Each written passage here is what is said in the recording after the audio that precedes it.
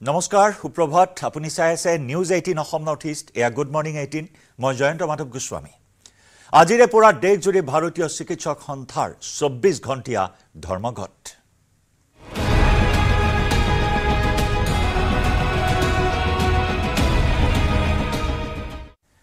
আজি পুৱা 6 বজাৰ পৰা কাইলৈ অৰ্থাৎ দেওবাৰে পুৱা 6 বজালৈ 24 ঘণ্টিয়া ধৰ্মঘটৰ কাৰ্যসূচী পালন কৰিছে ইণ্ডিয়ান মেডিকেল এছ'চিয়েশ্যনে কলকাতাৰ চিকিৎসক ধৰ্ষণ আৰু হত্যাৰ প্ৰতিবাদত সমগ্ৰ দেশতে অপিডি সেৱা পূৰ্ব নিৰ্ধাৰিত অস্ত্ৰোপচাৰসমূহ বন্ধ থাকিব অৱশ্যে সকলো অপৰিহাৰ্য আৰু জৰুৰীকালীন সেৱা অব্যাহত থাকিব চিকিৎসালয়সমূহত আজি পুৱা 6 বজাৰ পৰা দেওবাৰে পুৱা 6 বজালৈ অব্যাহত থাকিব ভাৰতীয় চিকিৎসক সন্থাৰ এই ধৰ্মঘট কলকাতাৰ আৰজিকৰ চিকিৎসা মহাবিদ্যালয়ৰ চিকিৎসক ধৰ্ষণ হত্যাকাণ্ডক লৈ দেশজুৰি প্ৰতিবাদী কাৰ্যসূচী ঘোষণা ভাৰতীয় চিকিৎসক সংস্থাৰ ধৰ্মঘটৰ সময়ছোৱাত দেশৰ সকলো চিকিৎসালয়ত বহি চিকিৎসা সেৱা লাভ নকৰিব ৰোগীসকলে দেশৰ চিকিৎসকসকলৰ সুৰক্ষা আৰু নিৰাপত্তাৰ দাবীত ভাৰতীয় চিকিৎসক সন্থাই এই ধৰ্মঘটৰ কাৰ্যসূচী গ্ৰহণ কৰিছে 9 আগষ্টত কলকাতাৰ আৰজিকৰ চিকিৎসা মহাবিদ্যালয় হাস্পতালত এগৰাকী মহিলা চিকিৎসকক ধৰ্ষণ তথা হত্যা কৰিছিল এটা দুৰ্বৃত্তৰ দলে কলকাতা উচ্চ ন্যায়ালয়ৰ নিৰ্দেশ মৰ্মে ঘটনা তদন্তৰ ভাৰ দিয়া হৈছে সিবিআইক চিকিৎসক ধৰ্ষণ হত্যাকাণ্ডৰ বিৰুদ্ধে কলকাতাৰ লগতে দেশজুৰি প্ৰতিবাদ চলি আছে লক্ষণীয়ভাৱে 15 আগষ্টৰ নিশা আৰজি কৰ চিকিৎসা মহাবিদ্যালয়ত এডল দুৰ্বৃত্তই প্ৰৱেশ কৰি চিকিৎসা মহাবিদ্যালয়খন লণ্ডভণ্ড কৰে ধৰ্ষণ তথা হত্যাৰ বলি হোৱা চিকিৎসকগৰাকী উদ্ধাৰ হোৱা স্থানতো দুৰ্বৃত্তৰ দলটোৱে লণ্ডভণ্ড কৰে যিটোৱে তদন্ত প্ৰক্ৰিয়াৰ প্ৰমাণ নষ্ট কৰিব পাৰে এই দুৰ্বৃত্তৰ দলটোৱে প্ৰতিবাদ কৰি থকা চিকিৎসক ছাত্ৰক আক্ৰমণৰ লক্ষ্য কৰি লয় দুৰ্বৃত্তৰ দলটোৰ এনে দুষ্কাৰ্যৰ বিৰুদ্ধেও প্ৰতিবাদ সাব্যস্ত কৰে ভাৰতীয় চিকিৎসক সংস্থাই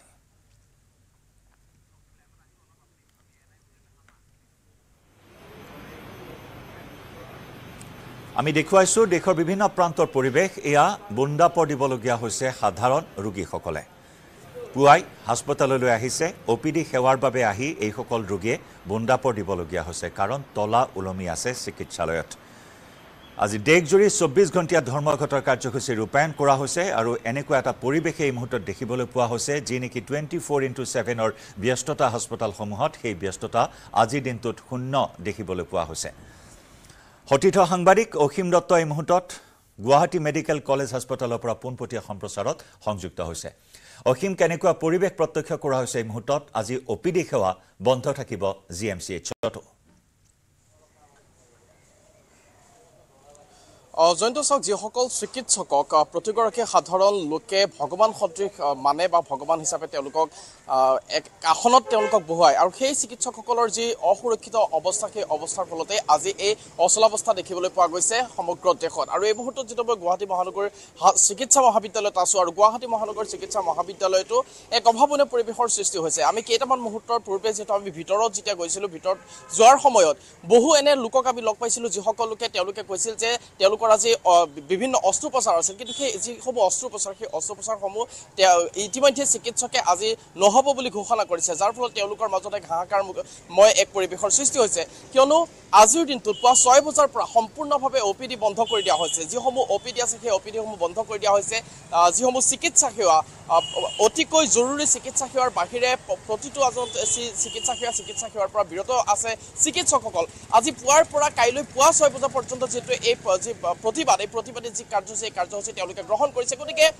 স্বাভাৱিকতে গুৱাহাটী মহানগৰ চিকিৎসা মহাবিদ্যালয়তো এক অভাৱনীয় পৰিৱেশ সৃষ্টি হৈছে অচলাৱস্থাময় এক পৰিৱেশৰ সৃষ্টি হৈছে কিয়নো গুৱাহাটী মহানগৰ চিকিৎসা মহাবিদ্যালয়ত বিভিন্ন প্ৰান্তৰ পৰা কেৱল গুৱাহাটী বুলিয়েই নহয় ৰাজ্যৰ বিভিন্ন প্ৰান্তৰ পৰা উজনি নামনি বিভিন্ন প্ৰান্তৰ পৰা ৰোগীসকল আহে গতিকে সেই ৰোগীসকলৰ মাজত এই মুহূৰ্তত কিন্তু এক অচলাৱস্থাময় পৰিৱেশ সৃষ্টি হৈছে আৰু সমান্তৰালভাৱে জয়ন্ত মই এই মুহূৰ্তত ক'ব বিচাৰিম যে গুৱাহাটী মহানগৰৰ ব্যক্তিগত খণ্ডৰ বিভিন্ন চিকিৎসালয়ত পুৱা 9 বজাৰ পৰা বিভিন্ন প্ৰতিবাদী কাৰ্যসূচী গ্ৰহণ কৰাৰ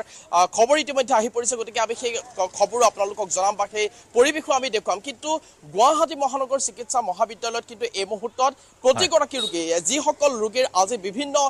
অপিডি তেওঁলোকৰ যাবলগীয়া আছিল বা বিভিন্ন অস্ত্ৰোপচাৰ হ'ব লগা আছিল তেওঁলোক কিন্তু আজি স্থগিত হৈছে তেওঁলোক ৰৈ যাব লগা হৈছে যাৰ ফলত কিন্তু তেওঁলোকৰ মাজত বা সেই ৰোগীসকলৰ পৰিয়ালৰ মাজত এক অচলাৱস্থা বা এক সুকীয়া এক পৰিৱেশ তেওঁলোকৰ মাজত দেখিবলৈ পোৱা গৈছে আৰু প্ৰতিগৰাকী ৰোগীৰ অভিভাৱকে এই মুহূৰ্তত মূৰে কপালে হাত দিব লগা এক পৰিৱেশ সৃষ্টি হৈছে নিশ্চয় অসীম আসলতে জিএমচিএইচত প্ৰায় পুৱতি নিশাৰ পৰা শাৰী পাতে ৰোগীয়ে বিভিন্ন প্ৰান্তৰ পৰা ৰোগীয়ে দীঘলীয়া শাৰী পতা পৰিলক্ষিত হয় গতিকে আজিও তেনেকুৱা কিবা পৰিৱেশ দেখিবলৈ পোৱা হৈছে নেকি হয়তো বহুখিনি ৰোগীয়ে অৱগত হোৱাই নাই যে আজি অপিডি সেৱা আৰু পূৰ্ব নিৰ্ধাৰিত অস্ত্ৰোপচাৰসমূহ বন্ধ ৰখা হৈছে তেনেকুৱা কিবা পৰিৱেশ দেখিবলৈ পোৱা হৈছে ৰোগীসকলৰ মাজত নিশ্চিতভাৱে চাওক ইতিমধ্যে সামাজিক মাধ্যমতে হওক বা সংবাদ মাধ্যমত সকলো খবৰ বিয়পি পৰিছে যেহেতু 9 আগষ্ট তাৰিখে যি ঘটনা হৈছিল তাৰ পিছতে ধাৰাবাহিকভাৱে সংবাদ মাধ্যমত এই বিষয়টো চৰ্চা লাভ কৰিছে গতিকে আজিৰ দিনটোত পূৰ্বৰ সময়ছোৱাতকৈ কিন্তু আজিৰ দিনটোত গুৱাহাটী মহানগৰ চিকিৎসা মহাবিদ্যালয়ত কিছু সেৰেঙা পৰিৱেশ বুলি ক'লে ভুল কোৱা নহ'ব কিছু সেৰেঙা পৰিৱেশ দেখিবলৈ পোৱা গৈছে কিয়নো এই মুহূৰ্তত 8 বাজি গৈছে গতিকে 8 বজাৰ এই সময়ছোৱাত স্বাভাৱিকতে কিন্তু ৰোগীৰ যি মাজৰ যি ভিৰ সেই ভিৰ কিন্তু কিছু পৰিমাণে হ'লেও কম দেখা যায় কিন্তু হয়তো কেইটামান মুহূৰ্তৰ পিছত হয়তো ভিৰ যথেষ্ট পৰিমাণে বৃদ্ধি পাব কিন্তু এই মুহূৰ্তত এই যি পৰিৱেশ আমি দেখুৱাইছো গুৱাহাটী চিকিৎসা মহাবিদ্যালয়ত এই মুহূৰ্তত বিভিন্ন প্ৰান্তৰ ৰোগীসকল আহিছে হয়তো ইয়াত যিসকল ৰোগী ইতিমধ্যে আছে তেওঁলোকৰ হয়তো পৰিয়াল বা বিভিন্ন লোক এই মুহূৰ্তত এই স্থানলৈ অহা দেখিবলৈ পোৱা গৈছে কিন্তু যিসমূহ চিকিৎসা সেৱাৰ পৰা আৰম্ভ কৰি যিসমূহ অপিডি সেৱা সেই অপিডি সেৱাসমূহ কিন্তু ইতিমধ্যে স্থগিত ৰখাৰ যি খবৰ সেই খবৰ কিন্তু সাধাৰণ লোকসকলেও গম পাইছে বা সাধাৰণ লোকসকলৰ মাজতো সেই খবৰ চৰ্চা লাভ কৰিছে গতিকে জয়ন্ত ক'ব লাগিব আজিৰ দিনটোত এই মুহূৰ্ত পৰ্যন্ত যিসকল ইয়াত ৰোগী আছে যিসকল ৰোগীৰ মাজত আজিৰ দিনটোত আচলতে তেওঁলোকৰ বিভিন্ন অস্ত্ৰোপচাৰ হোৱাৰ কোনো ৰোগী আছে এই মুহূৰ্তত অসীম আপোনাৰ সৈতে বা ৰোগীৰ আত্মীয় কোনো আছে নিশ্চয় ইতিমধ্যে চাওক মই কৈছো ইতিমধ্যে 8 বাজিছে গতিকে এই মুহূৰ্তত যিসকল ৰোগী আছে বা ৰোগীৰ পৰিয়াল আছে তেওঁলোক যেহেতু চিকিৎসা মহাবিদ্যালয়ৰ ভিতৰ চৌহদত আছে গতিকে আমি তেওঁলোকৰ মতামত এই মুহূৰ্তত গ্ৰহণ কৰিব পৰা অৱস্থাত নাই গতিকে আমি কিছু মুহূৰ্তৰ পিছতে যেহেতু 9 বজাৰ পৰৱৰ্তী সময়ত আপোনাৰ সৈতে সংযুক্ত হ'ম এই মুহূৰ্তত ধন্যবাদ জ্ঞাপন কৰিছো আপোনাক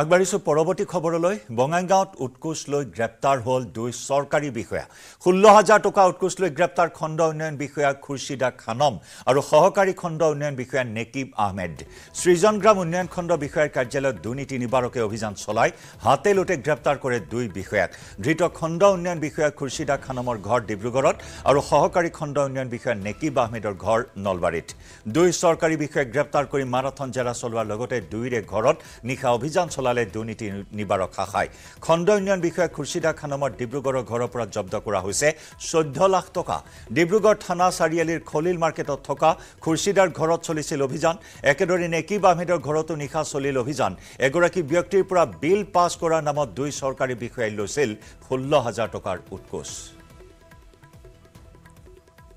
বঙাইগাঁৱৰ পৰা আমাৰ সাংবাদিক উপানন্দ শৰ্মাৰ সৈতে সংযুক্ত হৈছো উপানন্দ দুই চৰকাৰী বিষয়াক হাতেলোতে গ্ৰেপ্তাৰ কৰা হৈছিল 16,000 টকা উৎকোচ লোৱাৰ সময়ত শেহতীয়াকৈ আৰু কি তথ্য লাভ কৰা হৈছে জয়ন্ত এক চাঞ্চল্যকৰ কথা আৰু নিজ কাৰ্যালয়ৰ ভিতৰতে কালি দুই বিষয়াক দুৰ্নীতি নিবাৰক শাখাই কৰায়ত্ব কৰিবলৈ সক্ষম হ'ল আৰু তেওঁলোকক প্ৰায় 10 ঘণ্টাৰ অধিক সময় কাৰ্যালয়ৰ ভিতৰতে জেৰা চলোৱা হ'ল আৰু নিশা প্ৰায় 12 বজাত তেওঁলোকক লৈ অভিযানকাৰী দলে গুৱাহাটী অভিমুখে ৰাওনা হ'ল কিন্তু আটাইতকৈ চাঞ্চল্যকৰ কথা যে যিগৰাকী খণ্ড উন্নয়ন বিষয়া নতুনকে ইয়াতে যোগদান কৰিছে আৰু শেহতীয়াভাৱে তেওঁ অসম প্ৰশাসনিক সেৱাৰ খণ্ড উন্নয়ন বিষয়া হিচাপে তেওঁ 6ষ্ঠ স্থান লাভ কৰিবলৈ সক্ষম হৈছে আৰু তেওঁৰ ইয়াতে যোগদান কৰা প্ৰায় 5 মাহ মানহে হৈছে গৈ গতিকে এই সময়ছোৱাৰ ভিতৰতে তেওঁ কেনেকে এই দুৰ্নীতি জড়িত হৈ পৰিল সেয়াও কিন্তু সকলোৱে আচলতে হতচকিত হৈ পৰিছে আৰু ইতিমধ্যে খুৰছিদা খানমৰ বাসগৃহৰ পৰা 14 লাখ টকা অভিযানকাৰী দলে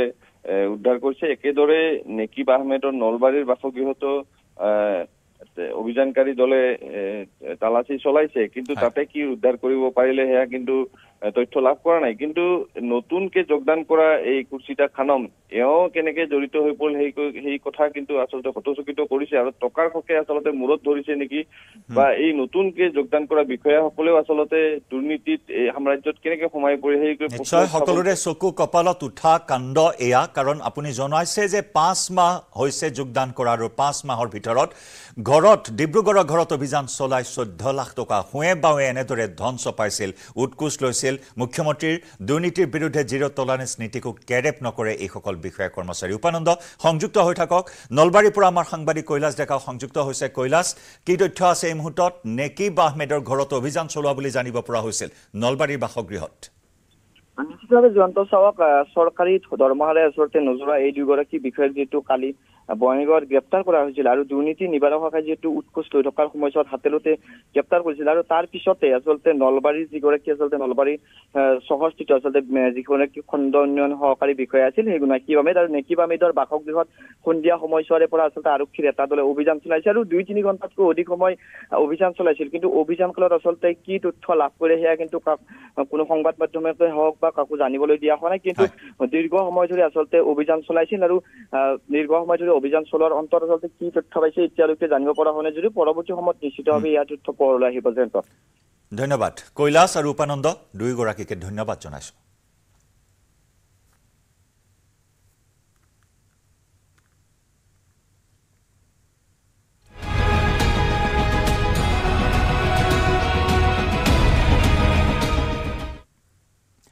দেশজুৰি চিকিৎসক সন্থাৰ ধৰ্মঘটৰ সমান্তৰালকৈ গুৱাহাটীৰ চৰকাৰী আয়ুৰ্বেদিক মহাবিদ্যালয় হাস্পতালতো ধৰ্মঘট চিকিৎসকসকলৰ জালুকবাৰীস্থিত চৰকাৰী আয়ুৰ্বেদিক মহাবিদ্যালয় হাস্পতালৰ ছাত্ৰ সন্থাই ঘোষণা কৰিছে 3 ঘণ্টীয়া ধৰ্মঘট চিকিৎসকৰ নিৰাপত্তা সুৰক্ষা আৰু ন্যায়ৰ দাবীত আজি পুৱা 8 বজাৰ পৰা 11 বজালৈকে বন্ধ থাকিব বহি বিভাগৰ সেৱা এই সময়ছোৱাত ৰোগীসকলে বহি বিভাগৰ সেৱা লাভ নকৰিব অৱশ্যে জৰুৰীকালীন সেৱাসমূহ চলি থাকিব ধৰ্মঘটৰ সময়তো উল্লেখযোগ্য যে কলকাতাৰ চিকিৎসক হত্যা আৰু ধৰ্ষণৰ প্ৰতিবাদ দেশজুৰি চলি আছে আজিও বহু ঠাইত প্ৰতিবাদ সাব্যস্ত কৰিব বিভিন্ন দল সংগঠনে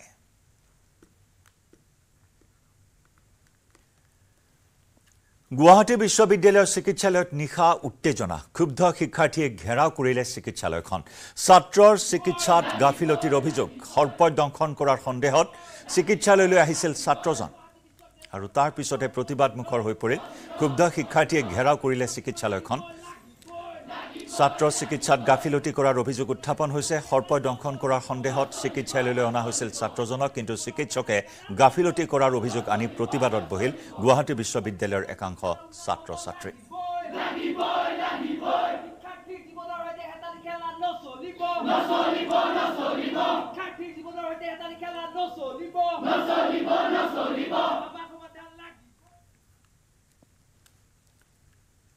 পুনৰ শিৱসাগৰ জিলাৰ বকতা মৌজাত ভয়ংকৰ বান দিচাং আৰু দিৰৈ নৈৰ বাঢ়নি পানী ডুব গৈছে ডিমৌ সমষ্টিৰ খামুন খনিকৰ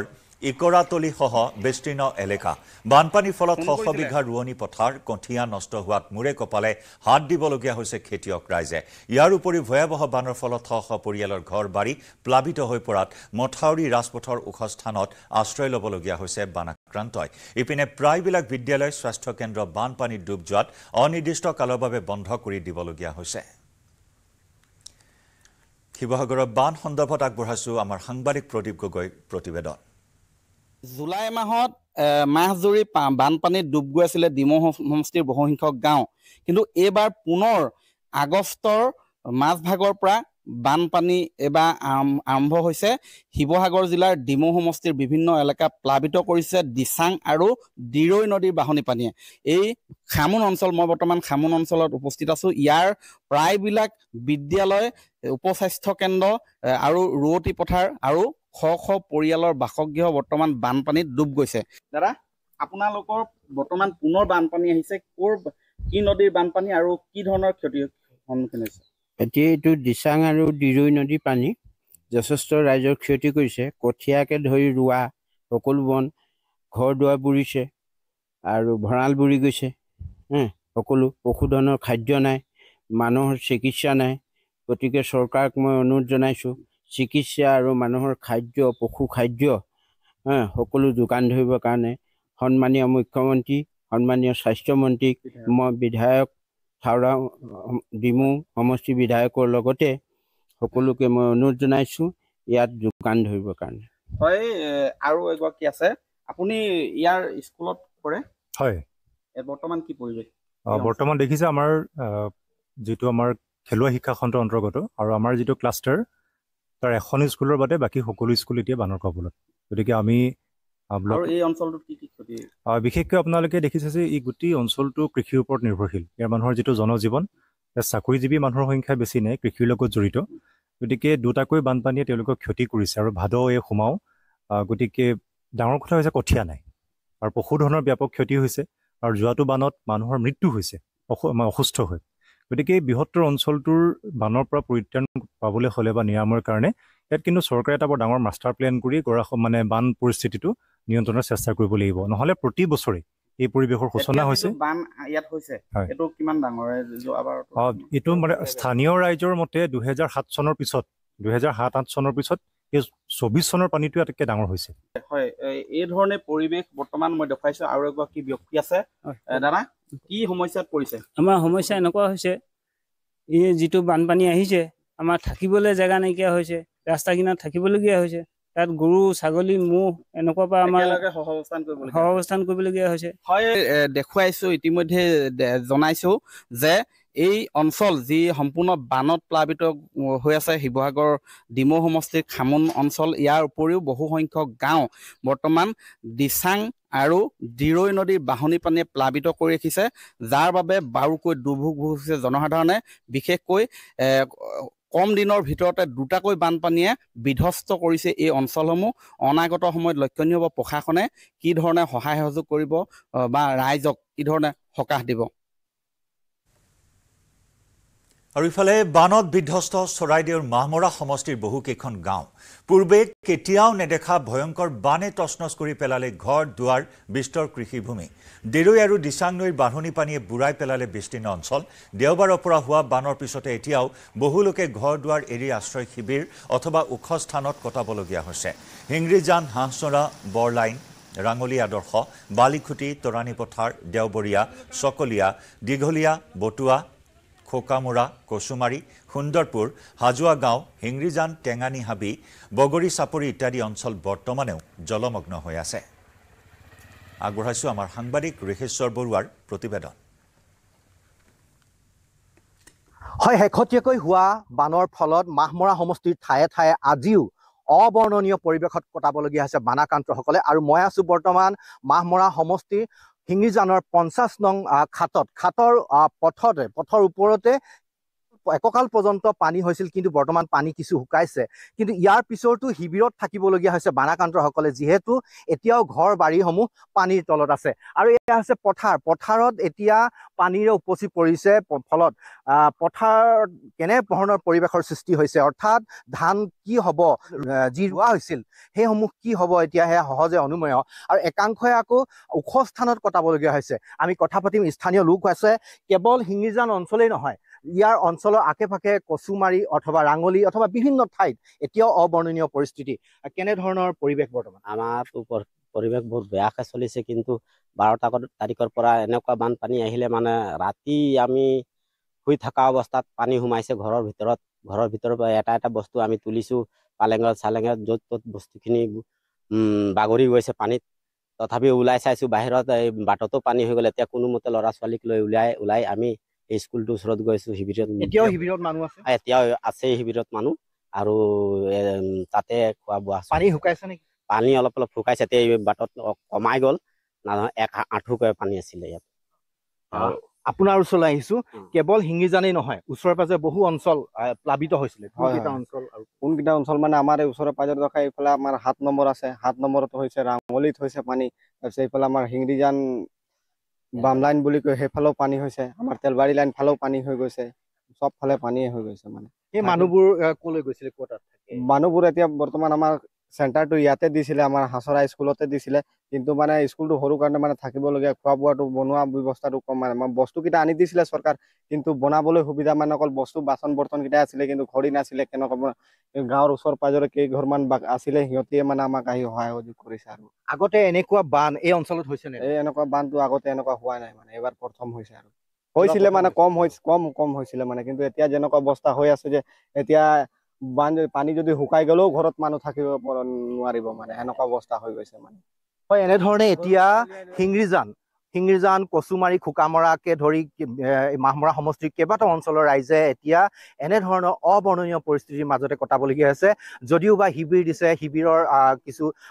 সাহায্য প্ৰদান কৰিছে সেয়ে যথেষ্ট নহয় কিন্তু এইসকল বানাকান্তৰ এক প্ৰকাৰ খাদ্য সংকটত পৰিছে পশুধনসমূহো খাদ্য সংকটত পৰিছে ক'ব লাগিব যে প্ৰথমবাৰ এনেধৰণৰ বৃহৎ বানে অঞ্চলটোত এক ব্যাপক ক্ষতি সাধন কৰিছে দিছপুৰ কপাবলৈ সাজু 6 জনগোষ্ঠী ঐক্য মঞ্চ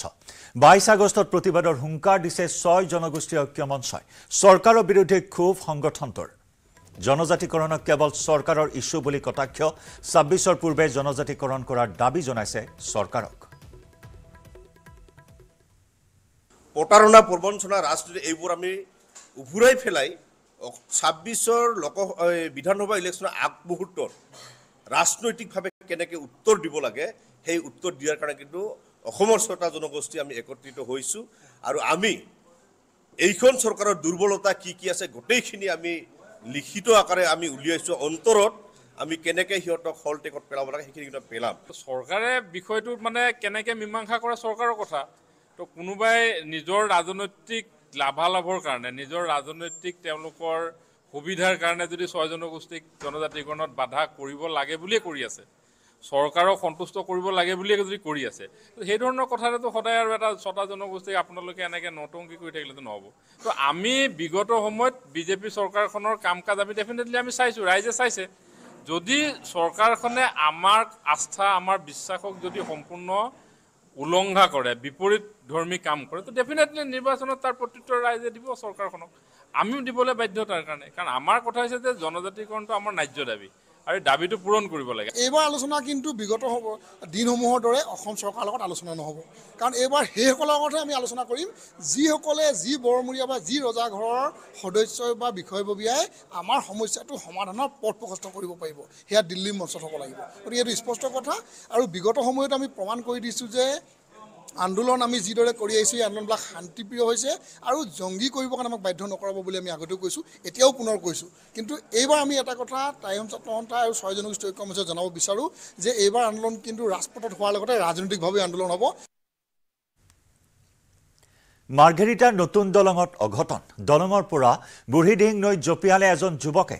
যুৱকজন মাৰ্ঘেৰিটাৰ দিহিং চাহ বাগিচাৰ অমঞ্চনা যুৱকজনক উদ্ধাৰৰ বাবে আৰক্ষীৰ তৎপৰতা এতিয়ালৈকে উদ্ধাৰ হোৱা নাই যুৱকজনৰ মৃতদেহ কি কাৰণত যুৱকজনে বুঢ়ীডিহিং নৈত জঁপিয়ালে তাৰ কাৰণ এতিয়াও জানিব পৰা হোৱা নাই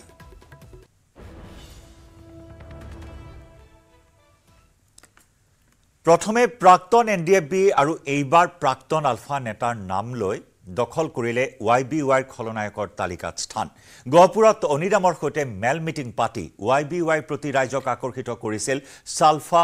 বাবা দিহিঙীয়া উৰফে প্ৰদীপ দিহিঙীয়াই গহপুৰত YBYয়ে খুপনি পুটাৰ ক্ষেত্ৰত অনিৰামক সহযোগ কৰিছিল সালফা বাবাই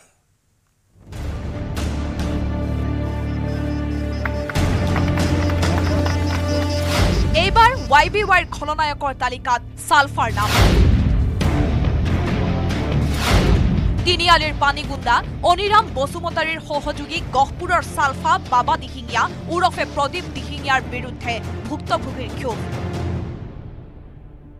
হয় মই দিন হাজিৰা কৰোঁ কেইটামান পইচা জমা কৰিছিলোঁ তাৰপিছত চবে ক'লে যেন এই গেমটো খোলো YBY তাতে লোভতে মই হেৰি কৰিলোঁ মোৰ 20,000 টকা হৈছিলে উলিয়াব পৰা নাই আজিলৈকে বিহালীত ইটা ভাটা থকাৰ সূত্ৰে বহু লোকক YBYত যোগ দিয়াইছিল বাবা দিহিঙীয়াই অনিৰামৰ সৈতে মেল মিটিং গাই YBYৰ প্ৰতি আকৰ্ষিত কৰিছিল বহুজনক YBYত সক্ৰিয় যুৱক যুৱতীক মোবাইল আৰু বাইকৰ লগতে গাড়ী উপহাৰ দিয়া কাৰ্যত অনিৰামক সহযোগ কৰিছিল সালফা বাবা দিহিঙীয়াই আনফালে নিজকে ভুক্তভোগী বুলি দাবী কৰিছে দুদিন পূৰ্বে অভিযুক্তৰ তালিকাত থকা ঢেকিয়াজুলিৰ বিজেপি নেতা শ্যাম স্বৰ্গীয়াৰীয়ে বিজেপি নেতাৰ এজাহাৰত নাম আছে অনিৰাম বসুমতাৰীৰ লগতে 3 অভিযুক্তৰ নিউজ 18 অসম নৰ্থ ইষ্টত বাতৰি সম্প্ৰচাৰ হোৱাৰ পাছত নিজকে ধোঁৱা তুলসীৰ পাত বুলি দাবী কৰিলে বিনিয়োগৰ বটো বুজি নোপোৱা বিজেপি নেতা শ্যাম স্বৰ্গীয়াৰীয়ে কিছুমান বন্ধু আহে মানে কথা পেলাব নোৱাৰা হৈ যায় তো মই কৰিম নকৰাকৈ কৰি দিছিলোঁ 6,000 টকীয়া কিছুমান মানুহে নিজে নিজে আহি মোক খুটিছিল আৰু আইডি খালি মই জাষ্ট লিংক দিছিলে নিজে নিজে তেখেতসকলে আইডি খুলি নিজৰ নিজৰ স্কেনাৰ ওলাই যায় নিজে নিজে পেমেণ্ট কৰিছে মইতো পেমেণ্ট কৰা নাছিল মোৰ মোক পলাতক বুলি দিছে কিন্তু মই পলাই যোৱা নাই মই ঘৰতে আছোঁ হয়তো বন্ধুবিলাকে এক দুজন কিছুমানে কৈছিল মই ব্যক্তিগত কামত বা ক'ৰবা আছিল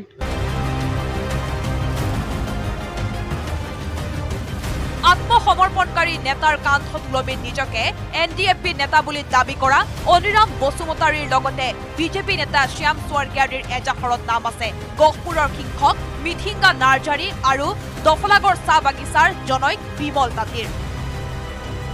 লোভত ফাণ্ডত ভৰি দি লাখ লাখ টকা পানীত পেলোৱা আন এক ভুক্তভোগীয়ে সমস্ত দুখ জাপি দিলে লখিমপুৰৰ মিণ্টু গগৈৰ ওপৰত কেতিয়াও দেখা সাক্ষাৎ নোহোৱা মিণ্টু গগৈৰ কথা মতে YBI ধন বিনিয়োগ কৰা বুলিও দাবী কৰিলে ভুক্তভোগীয়ে এই মিণ্টু গগৈ ই আমাৰ টেলিগ্ৰামত মিটিং হৈছে মিটিঙত কৈছে এনেকুৱা তোমালোকে KYC-টো মাৰি লোৱা মিণ্টু গগৈ ক'ত আছে লখিমপুৰৰ হয় তাৰ ঘৰটো লখিমপুৰৰ হয় কিন্তু আমি এনে চিনি পোৱা নাই আমি টেলিগ্ৰামত মিটিঙত এনে চিনি পাইছিলোঁ পিছত কৈছে KYC মাৰাৰ পিছত আমাৰ 12 তাৰিখ লাষ্ট ডেট কিন্তু আমি 12 তাৰিখত আমি KYC-টো মাৰিছোঁ পইচাটো উইথড্ৰ হৈছে কিন্তু আমাৰ পেইণ্টিং যে লাগি আছে এতিয়া এক সপ্তাহ হৈ গ'ল পেইণ্টিং হোৱা নাই উত্তৰ অসমত 300 কোটি টকা লুটি প্ৰবঞ্চক চক্ৰই আত্মগোপন কৰাৰ পাছত YBYৰে নাম সাঙুৰ খোৱা বিজেপি নেতা শ্যাম স্বৰ্গীয়াৰীৰ দৰে বহুজনে কাষ চাপিছে আৰক্ষীৰ প্ৰশ্ন হয় নতুন নতুন বিনিয়োগকাৰীক যোগদান কৰোৱাৰ পুৰস্কাৰ স্বৰূপে মোবাইল বাইক আৰু গাড়ী উপহাৰ দিয়া চক্ৰটোক জালত পেলাব পাৰিবনে আৰক্ষীয়ে bureau report news 18 Assam north east